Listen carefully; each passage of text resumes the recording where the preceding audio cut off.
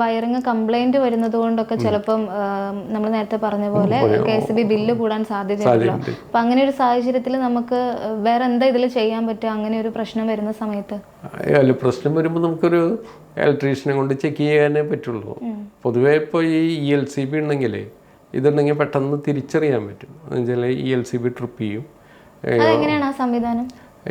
ELCB എന്ന് പറഞ്ഞാൽ നമുക്ക് എർത്ത് ലീക്കേജ് സർക്യൂട്ട് ബ്രേക്കർ എന്നാണ് അതിൻ്റെ ഫുൾ പേര്.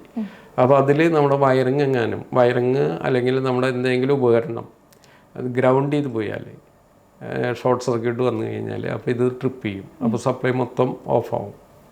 അപ്പോൾ അങ്ങനെ വരുമ്പോൾ നമുക്കൊരു വിധം മനസ്സിലാവും എന്തോ പ്രശ്നമുണ്ട് എന്നുള്ളത്. ഇടിമിന്നൽ വരുമ്പോഴും ഇത് ട്രിപ്പ് ചെയ്യും കേട്ടോ.